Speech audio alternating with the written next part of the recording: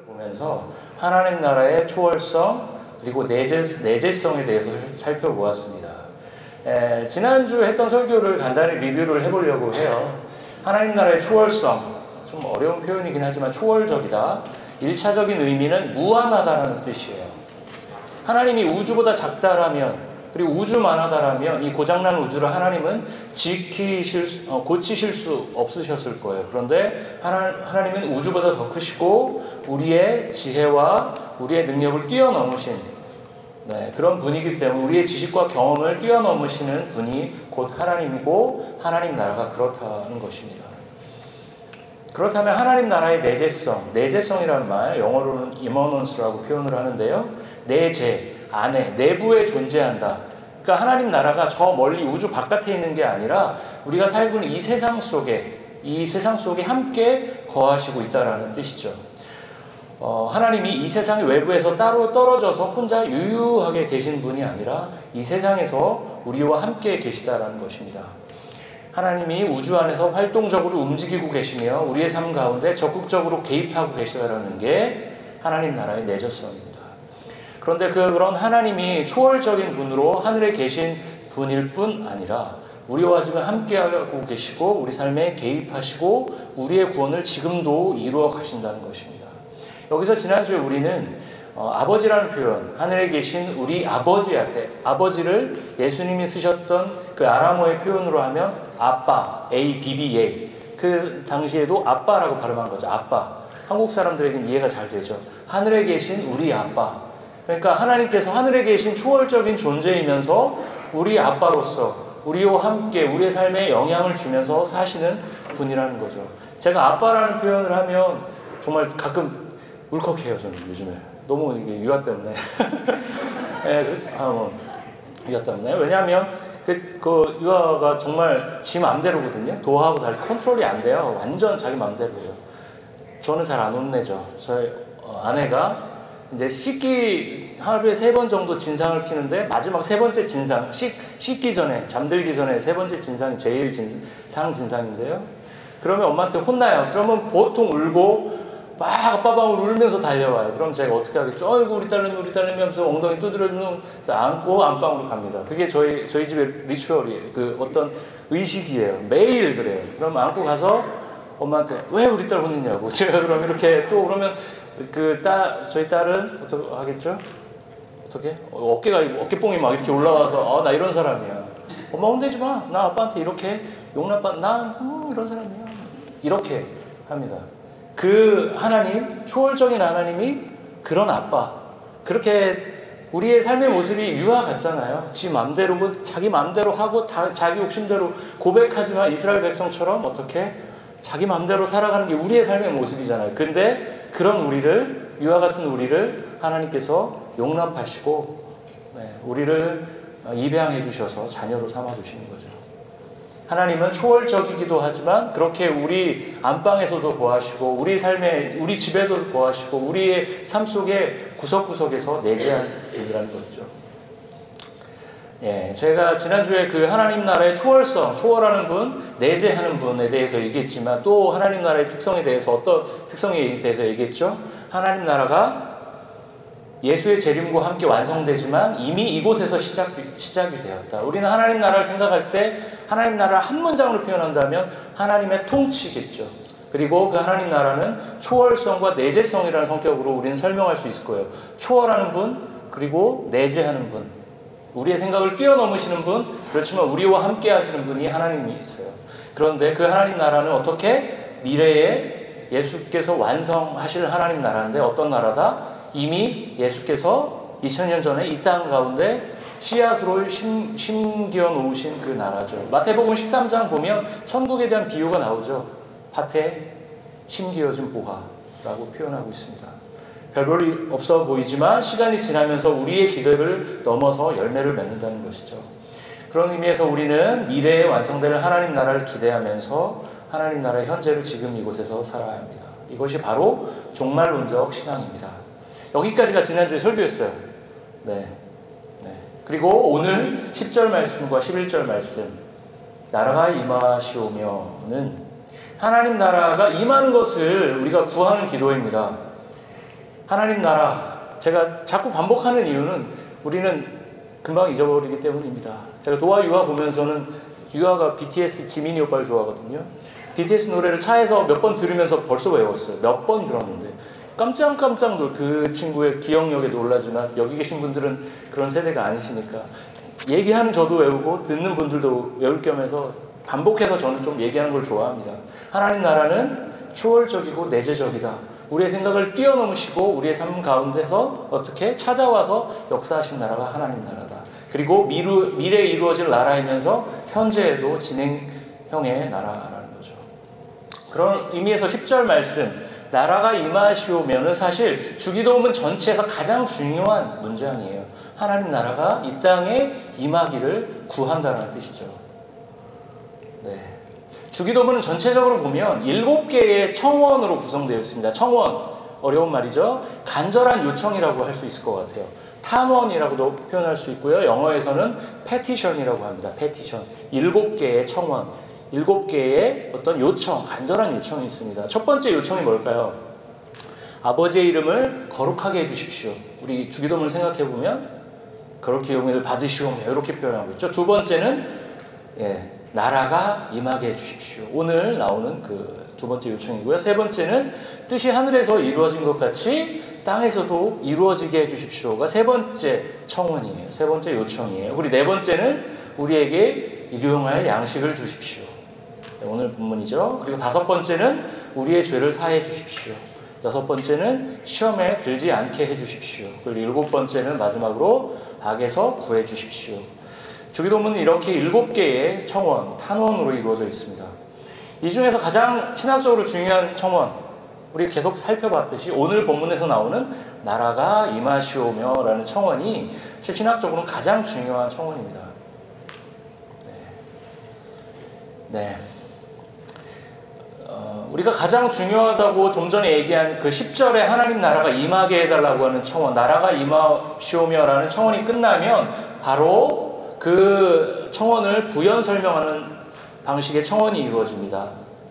하나님 나라가 임한다는 것은 곧 무엇이죠? 하늘의 뜻이 땅에서도 이루어진다는 것이죠.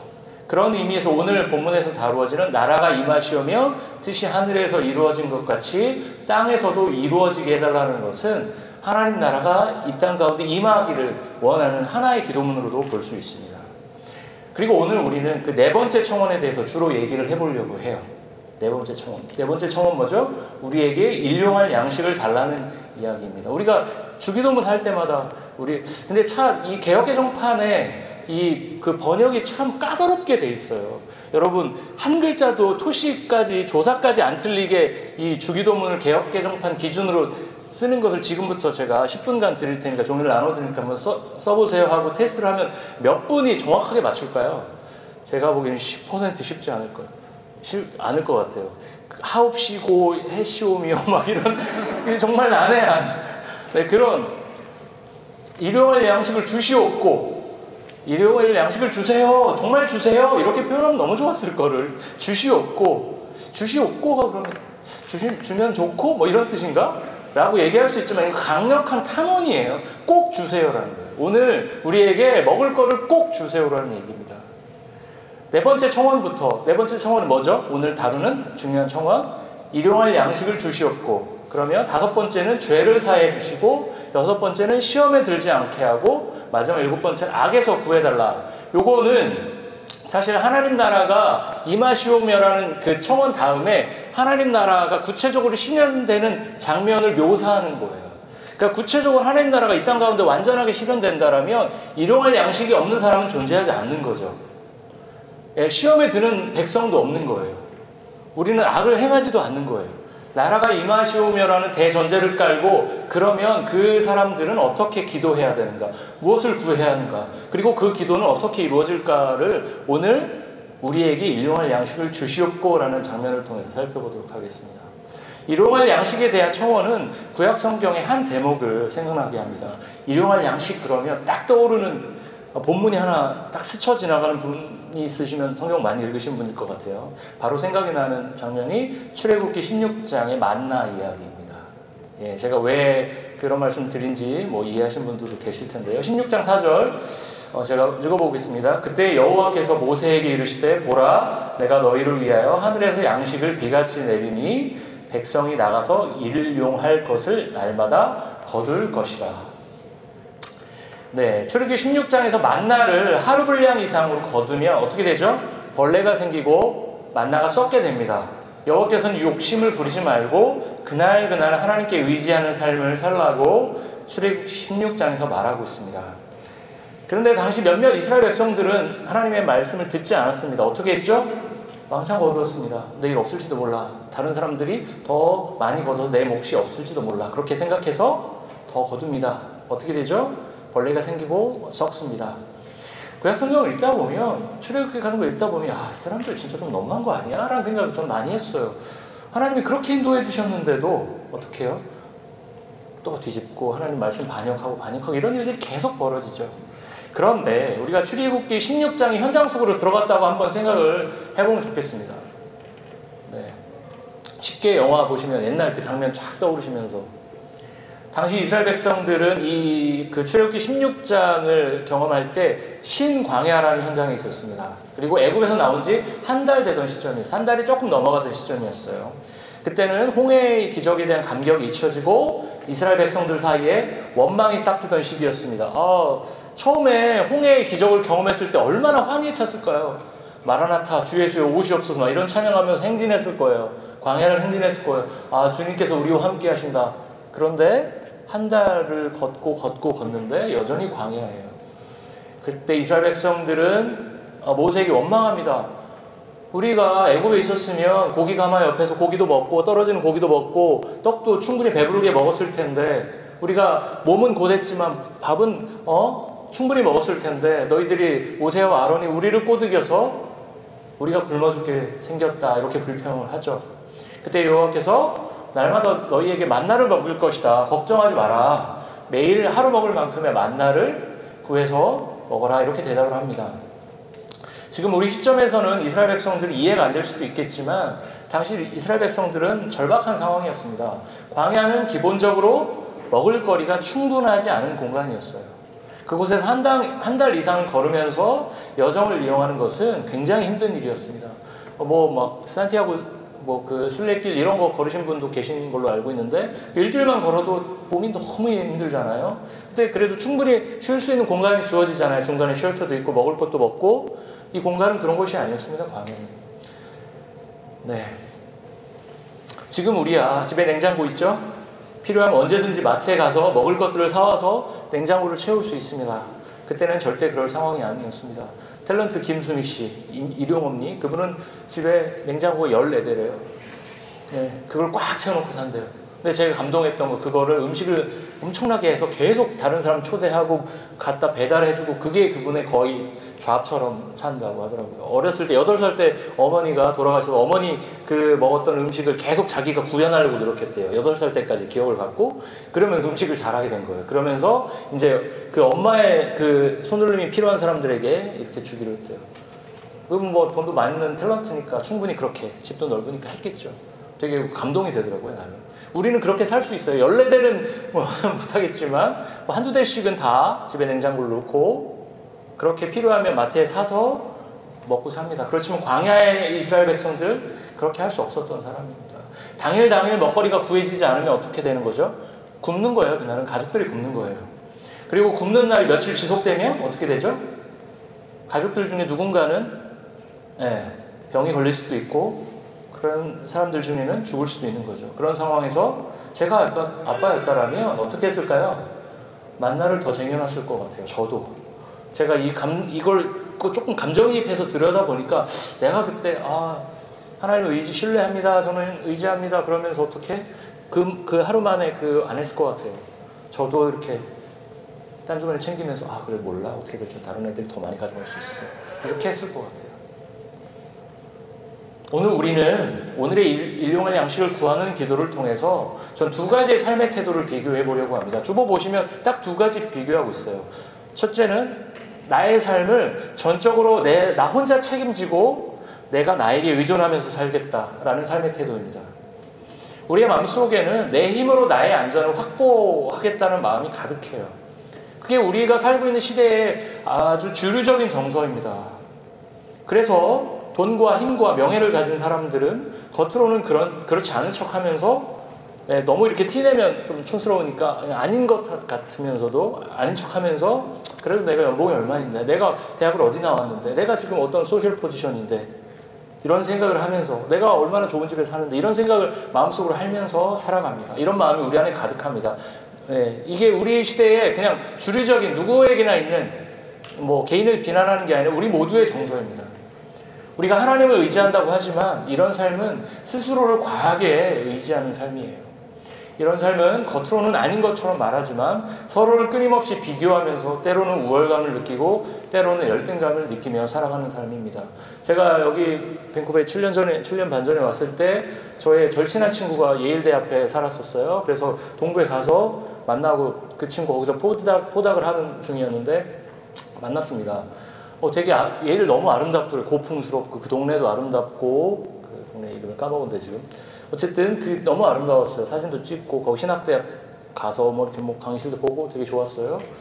근데 그 친구가 그런 얘기를 하더라고. 예일대 학부생 예일대 학부 굉장히 들어가기 어렵거든요. 정말 전 세계에서 들어가기 어려운 학교로 꼽힌 자살률이 얼마나 높은지 아냐고. 그렇게 탁월한 수재들이 그 치열한 경쟁 속에서 내가 이 학교에서는 탑이다라고 항상 느꼈던 애들이 그 앞에서 경쟁하면서 매년 죽고 그 소식이 퍼질 때마다 학교에 우울함이 쫙 퍼진다고 합니다. 그 얘기를 들으면서 내가 나의 노력으로 완성하는 삶이 결핍이 스스로를 죽이는구나라는 것들을 정말 절실하게 깨달았습니다. 저를 비롯한 현대인들은 오늘 내가 벌어놓은 것으로 내가 먹고 살 수 있다고 믿고 살아갑니다. 그런 삶을 저는 아담과 같은 아담틱한 삶이라고 우리는 부를 수 있을 것 같습니다. 창세기 3장 19절 보면 내가 흙으로 돌아갈 때까지 얼굴에 땀을 흘려야 음식을 먹을 것이다 라고 이야기하고 있습니다. 하나님께서는 하나님을 반역한 아담에게 너가 죽을 때까지 수고해야 너희 입에 음식이 들어갈 것이다 라고, 이건 약간 저주가 섞였다고 하긴 좀 그렇지만 어목한 무서운 얘기를 하십니다. 우리의 조상 아담의 가장 근본적인 문제가 무엇입니까? 하나님을 의존하지 않고 다른 것들, 나를 의존하면서 내가 스스로 하나님과 같이 되겠다고 한 것이죠. 인간은 하나님을 의존하지 않고 다른 것들을 개발합니다. 그래서 그것들로 하나님을 대체하려고 해요. 우리의 영적 갈망을 미디어, 스포츠, 여가, 다른 사람들과의 관계를 통해서 해결하려고 합니다. 그러나 우리의 본질적인 갈망은 그런 것들로 해결이 되지 않습니다. 결국 아담적 삶의 결과는 결핍, 끝없는 부족함으로 이어집니다. 그런 의미에서 우리는 날마다 하나님과 연결되어 있기를 간구해야 합니다. 하나님과 연결되어 있지 않으면 우리가 준비했다고 생각하는 수많은 것들이 하루아침에 허공으로 날아갈 수 있다는 것들 우리는 삶에서 경험했었을 겁니다. 20년 전쯤에 제가 조이 선교회 간사를 했었거든요. 그때는 간사하기 전에 학생 리더였어요. 제일 선배였을 때. 양평 쪽으로 MT를 간 적이 있습니다. 저희 캠퍼스 그때 한 30명 정도, 30명이 뭐 차를 빌려서 대학생들 가기는 어렵고 대중교통으로 갔습니다. MT를 잘 마치고 1박 2일 MT를 잘 마치고 동네에서 버스를 기다리면서 서 있었습니다. 그때 한 6살 정도 돼 보이는 꼬마가 저희한테 왔습니다. 그래서 귀엽다, 너 이름이 뭐야? 그러면서 저희 간식 남은 것도 주고 이렇게 이렇게 한 20분 정도 얘기도 하면서 놀았습니다. 그리고 그 친구가 자연스럽게 왔다가 또 자연스럽게 갔어요. 그래서 갔나 보다 하고 이제 저희들끼리 얘기하고 있었죠. 조금 있다가 어떤 할머니가 저를 찾아왔습니다. 우리 손자 못 봤냐고? 아까 우리랑 놀던 애 그 손자 같았어요. 그래서 그러게요. 좀 전에 봤는데 근데 느낌이 조금 좋지 않았어요. 제가 쓱 봤는데 저쪽에 제 키보다 한 요만한 한 1m? 한 요 정도 되는 담장이 높이에 한 3m 정도 요 정도. 그리고 길지도 않고 높지도 않은 그 야트막한, 근데 그때 봄이었고 해빙기였어요. 저 담장이 분명 있었던 것 같은데 넘어진 거예요. 근데 그 소리가 크지도 않아서 한 20m도 떨어지지 않았었어요. 담장이 무너져서 소리가 났을 거 아니에요. 근데 그 담장이 쓱 하고 넘어진 거예요. 우리 아무도 그걸 눈치를 못 챘던 거예요. 느낌이 이상해서 그 예배역 그 형제들 일로 와봐. 그래서 그 담장을 걷어냈어요. 어떻게 됐을까요? 그 아이가 거기 깔렸죠. 보는 순간 아예 죽었구나 싶었어요. 느낌이 딱 왔어요. 어떻게 했을까요? 그래도 119에 전화를 하고 30분이 걸린대요. 아주 양평 그 시골 아주 시골이었어요. 아 이거 119 못 기다리겠다. 그래서 지나간 차를 붙잡고 제가 걔를 안고 타고 병원에 갔습니다. 양평 어떻게 됐을까요? 죽었죠. 그 아이를 안고 가는데 얼굴이 그 돌무더기 이게 얼굴이 납작해졌어요. 이미 숨이 끊어졌구나. 호흡을 해봐도 이미 죽었구나라는 걸 느꼈습니다.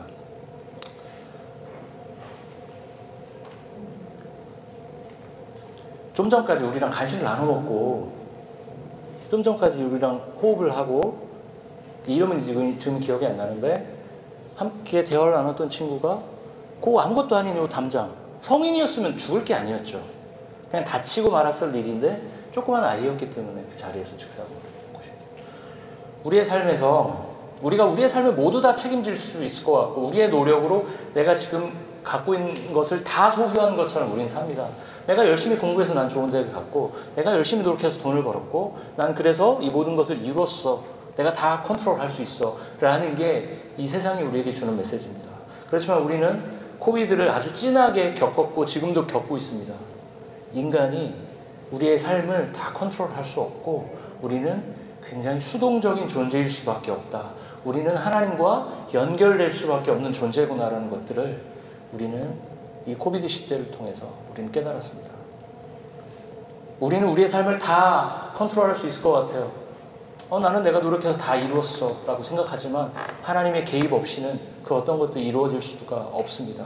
이런 하나님의 개입을 우리 그리스도인들은 하나님의 섭리, 하나님의 공급하심이라고 여깁니다. 교회 우리는 신앙 그리스도인들은 이것을 하나님의 섭리, 하나님의 개입이라고 얘기하는데요. 교회 바깥에서는 어떻게 얘기할까요? 미국 코넬 대학이라고 굉장히 좋은 대학이죠. 경영대학원의 석좌 교수인 로버트 프랭크라는 분이 한국 원제는 제가 잘 모르고 한국의 책 제목을 보면 실력과 노력으로 성공했다는 당신에게라는 책을 썼습니다. 이 책이 꽤 많이 팔린 걸로 알고 있습니다. 그 책에서 그 저자가 줄곧 하는 얘기가 뭐냐면 당신의 성공은 사실 좋은 운을 타고났기 때문이다 라고 줄곧 강조하고 있습니다. 우리는 내가 스스로 공부를 잘하고 열심히 해서 좋은 대학에 갔고 좋은 직장에 가고 내가 엄청나게 노력했기 때문에 이런 걸 이뤘어 라고 생각하지만 로버트 프랭크는 얘기합니다. 당신이 공부만 할 수 있는 환경에서 태어나고 학습에 적합한 DNA 공부만 할 수 있는 환경은 뭐죠? 지금도 아프리카에서는 8살, 7살짜리들이 학교에 가는 게 아니라 어디에 가죠? 공장에 가서 일을 하죠. 그런 환경이 아니라 당신이 제3세계가 아니라 제1세계 북미 유럽에서 한국에서 태어났기 때문에 당신이 지금 그런 삶의 환경을 누리는 거다라는 것에 대해서 로버트 프랭크는 얘기합니다. 이건 모두 좋은 운을 타고난 것이라고 얘기합니다. 그리고 자신이 성공하는 과정에서 무수히 많은 이들의 도움이 있었기 때문에 당신이 당신의 삶을 그렇게 성공적으로 만들 수 있었다는 거죠. 그런 의미에서 자신의 성공을 자신의 노력으로만 이룬 것으로 여기지 말라고 말합니다. 사실 이 책은 어떤 기독교적 방향을 갖고 써진 책은 아닌 것으로 알고 있습니다. 그런데 그 책이 지향하는 방향은 하나님 나라 백성들이 일용할 양식을 구하는 기도와 어느 측면에는 맞닿아 있습니다. 로버트 프랭크는 운이 우리의 삶에 큰 영향을 준다 이야기하고 있습니다. 굉장히 큰 기업을 운영하는 CEO들도 하나같이 당신은 어떻게 해서 성공했습니까? 라고 물어보면 많은 이들이 굉장히 운이 좋았습니다. 자신의 능력으로 다 된 게 아니라 그때의 어떤 경기의 상황, 그때의 자본 투자를 받았던 타이밍 여러 가지가 잘 맞아서 내가 성공할 수 있었습니다 라고 얘기합니다. 그리고 로버트 프랭크도 그렇게 얘기하죠. 그렇지만 우리 그리스도인들은 하나님의 개입과 섭리가 우리를 인도한다고 이야기하는 것입니다. 로버트 프랭크의 접근과 하나님 나라의 백성이 세상을 바라보는 태도에서 나 자신은 무언가를 이루어가는데 아무런 영향을 미치는 존재는 아닌 것은 아닙니다. 우리의 노력도 영향을 많이 미치지만 그것이 절대적인 게 아니라는 거죠. 상대적인 영향을 우리는 끼친다는 거예요. 그런 의미에서 우리는 날마다 내가 내 삶을 100% 책임질 수 없는 존재라는 것을 인식하고 아담적인 삶에서 벗어나야 합니다. 첫 번째로 제가 나의 삶을 내가 다 책임지고 의존한다 그런 삶에 대해서 살펴봤는데요. 두 번째로는 하나님께 의존하는 삶에 대해서 살펴보겠습니다. 저는 사실 예전부터 그랬어요. 부모님 말 듣는 걸 너무 싫어했고, 근데 저희 부모님은 저랑 저희 특히 어머니는 저랑 정말 상극인 분이셨어요. 정말 통제를 너무 많이 하시는 분이셨어요. 저는 아예 그래서 에 하고 그냥 흘리는 거에 너무 익숙해요. 저희 아내가 너무너무 놀래요. 다 듣는 것처럼 오케이 전화 통화할 때 이렇게 하시면 다 흘려요. 네 알겠습니다 하고 제 마음대로 다 하고. 이게 너무 익숙해요. 저희 어머니는 통제를 진짜 많이 하시는 분이셨어요. 그게 제가 그리스도인이 되는데 굉장히 사실 방해가 됐어요. 저의 삶의 주도성을 저는 놓고 싶지 않았어요. 나는 내가 할 거야, 알아서 할 거야. 이게 너무 강했어요. 그런데 예수 그리스도께 철저히 의존하는 삶을 사는 게 너무 힘들었고, 그리고 제가 간사로 살면서 누군가로부터 재정적 후원을 받는다는 게 너무 자존심이 상하고 힘들었어요. 그걸 받아들이는 게. 내 삶을 내가 결정하는데 내가 왜 예수님을 주님으로 불러야지? 그런 질문을 계속 던졌어요. 그런 측면에서 구속받기 싫어하는 저에게 인생에서 가장 고통스러운 순간은 언제였을까요? 군대였어요. 군대. 군대였습니다. 정말 너무 괴로웠어요. 군대 시절은. 한 10억 정도 저한테 준다면 다시 할 수 있을 것 같은데, 집을 살 수 있으니까 제가 가장이니까. 근데 뭐 그런 거 아니면 좀 못할 것 같아요. 한 1억 2억? 아유 됐다고 안 합니다. 이럴 것 같아요. 그런데 하나님께서는 출애굽기 16장 말씀을 통해서 이스라엘 백성들이, 그리고 우리들이 날마다 하나님을 의지하는 삶을, 하나님께 의존하는 삶을 살라고 말씀하십니다. 사실 출애굽 당시보다 지금 하나님께 의존하는 삶을 사는 게 훨씬 힘들어요. 출애굽 시절은 만나가 당장 없으면 굶으니까 하나님을 절실히 찾죠. 지금 우리는 어때요? 상대적으로 풍족합니다. 오죽하면 냉장고를 털어먹는다, 냉장고를 파먹는다. 마트를 가지 않아도 이미 우리는 한 달 정도는, 한국 사람들은, 저희 어머니 특히 심했어요. 냉장고 3대를 꽉 채우면서 사시는 분이셨어요. 냉장고 파먹기 하면 1년은 살았을 것 같아요. 우리는 상대적으로 풍족합니다. 언제든 먹고 싶으면 마트에 가서 재료를 사서 먹을 수 있고 투고를 해서 먹을 수 있어요. 그런 의미에서 날마다 하나님께 우리의 일용할 양식을 구하는 기도는 북미의 풍족한 그리스도인들에게는 상대적으로 하기 어려운 기도입니다.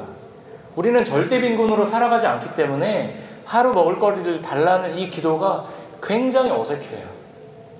그리고 앞에서 나라가 임하시오며 하나님의 뜻이 하늘에서 이루어진 것 같이 땅에서도 이루어지게 해달라는 거룩하고 멋진 기도를 하다가 갑자기 기도의 수준이 확 떨어진 것 같지 않으세요? 저는 주기도문 할 때마다 그런 생각을 했어요.